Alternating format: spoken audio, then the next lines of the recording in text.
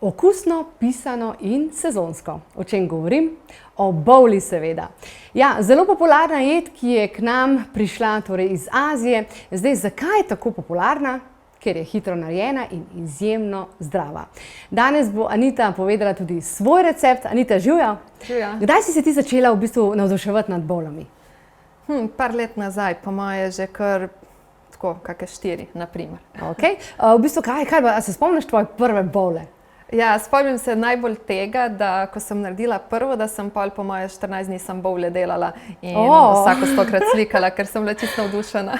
Ok, potem si jo sama v bistvu začela delati, ali kje si jo? Sama nekje sem videla tako recept, sliko, pa mi je bilo všeč, ker imam tudi ful rada hrano in na lepih krožnikih in da v bistvu je tako in barvna in da res lepo zgleda. In ko sem enkrat probala, od takrat jih res tako obožujem. Ok, no, ja, tudi slikce moramo reči, da so izjemno privlačne, kjerkoli vidimo te bowle, ne, se mi zdi, da bi kar odskočili, če bi bili lahko. Zdaj, a so bowle recimo primerne tudi za zimski čas?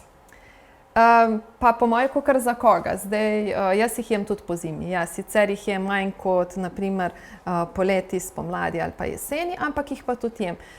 Sam zbiram potem druga živila, se pravi takšna, ki so prej kuhana, se pravi zelenjavo, katero prej skuham ali pa na pari, pa tako, ali pa popečem, odvisno pač, katero zelenjavo imam.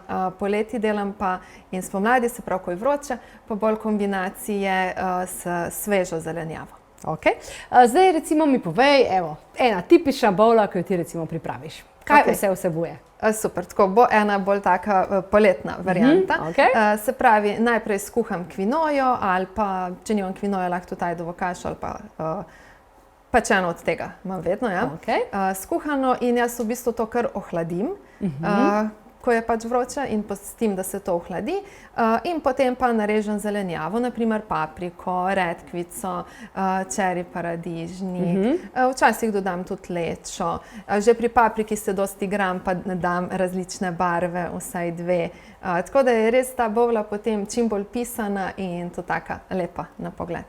Zdaj, še ena stvar, ki se mi zdi, da je izjemnega pomena, ko omenjamo bowlo, so te prelivi. Kako v bistvu poskrbeti za ta okus piko na i pravzaprav bowle. Kakšne prelive recimo ti verjetno sama pripraviš? Ja, pripravljam v bistvu več različnih prelivov. Najbolj pogosto pripravljam preliv s tahinijem ali pa s humusom. Enega od tega pa v bistvu potem naredim še malo tako vode za čimp in naredim eno tako mešanico in preliv.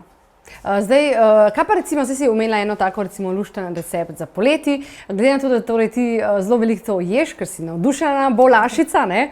Kaj pa recimo po zimi? Kaj pa recimo po zimi ena taka bowla, ki si jo rada privoščiš?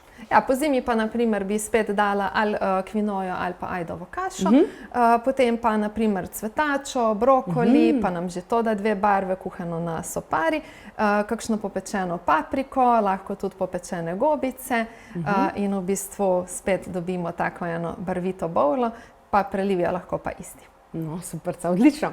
Tako, v 12 sezonah smo za vas pripravili res kar nekaj receptov, ki jih najdete tudi pod zavihkom brezplačno, torej na spletni strani klepetobkavi.si. Sicer pa si lahko pretekle oddaje pogledate tudi na YouTube kanalu Klepet ob kavi. Pa en lep dober tek!